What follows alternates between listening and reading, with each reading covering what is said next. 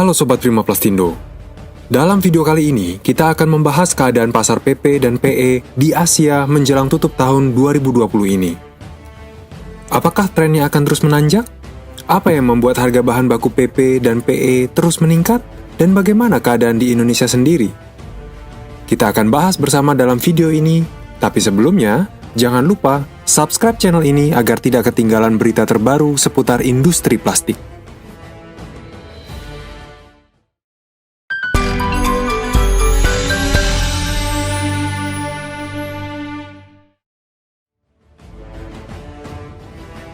Di Asia, pasar PP dan PE dikabarkan masih dalam tren menanjak akibat dari permintaan yang meningkat. Walaupun di beberapa negara, pandemi COVID-19 kembali meningkat dan kebijakan lockdown parsial kembali diberlakukan. Negara-negara Asia seperti Turki, Cina, Yordania, dan Lebanon terdampak cukup dalam akibat hal ini. Apa saja faktor yang membuat harga pasar PP dan PE terus menanjak? Ketersediaan yang langka karena gangguan logistik.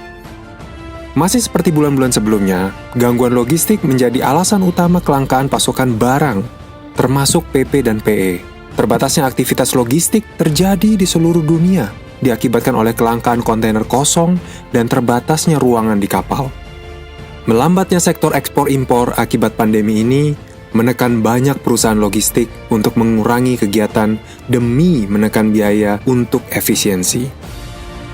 Tentunya, hal ini mengakibatkan pelonjakan tarif pengiriman barang ke luar negeri hingga 30-40% untuk menutupi biaya logistik yang masih belum efisien karena belum normalnya volume perdagangan dunia.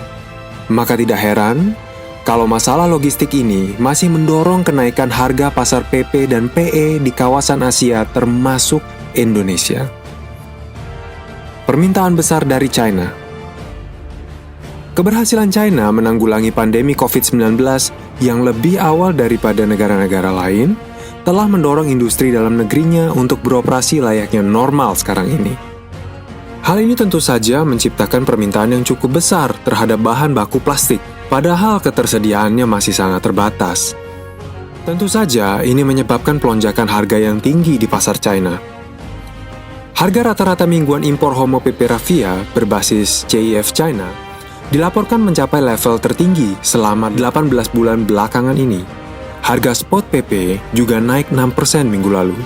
Setelah Saudi Arabia mengumumkan kenaikan penawaran bahan baku tersebut sebanyak $130 per ton, menjadi $1.050 sampai $1.110 per ton CIF China.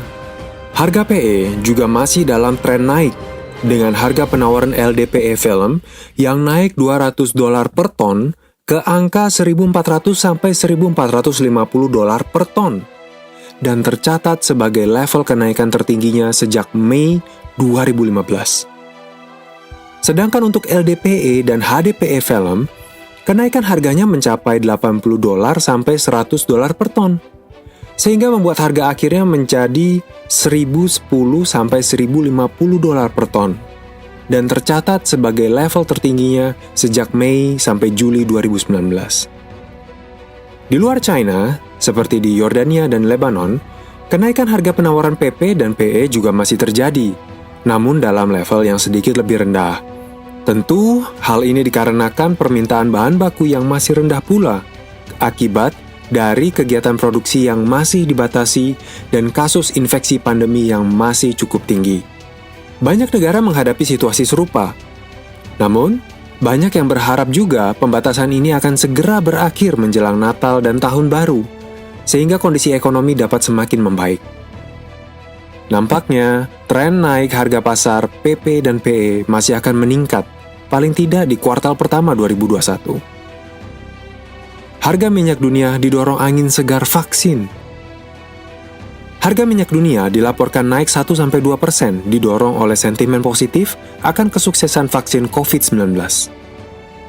Kenaikan harga minyak ini juga didukung oleh ekspektasi pasar akan perpanjangan pembatasan produksi oleh OPEC dan beberapa negara pendukungnya yang lebih dikenal sebagai OPEC+.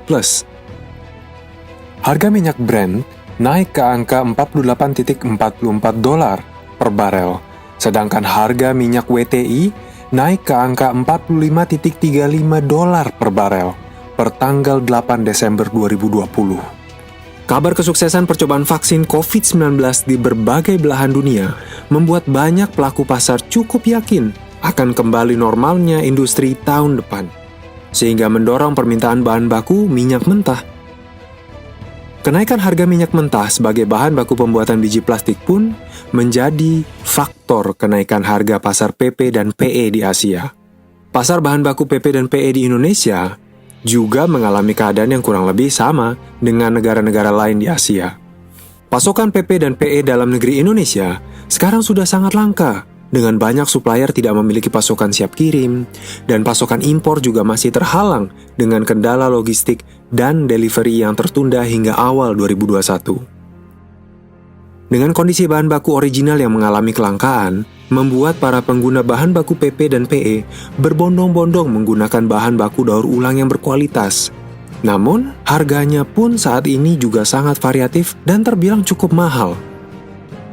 Selain itu, dipastikan pasokan untuk daur ulang pun terbatas, sehingga membuat para produsen daur ulang dan pengguna menjadi kelimpungan dalam menyediakan dan mencari alternatif bahan baku PP dan PE. Bagaimana dengan Sobat Prima Plastindo sendiri? Apakah merasa kesulitan juga mencari bahan baku PP dan PE? Atau malah kesulitan untuk mencari bahan baku daur ulangnya? Silahkan share dan komentar di kolom komentar di bawah. Dan jangan lupa subscribe channel ini agar tidak ketinggalan berita-berita seputar industri plastik.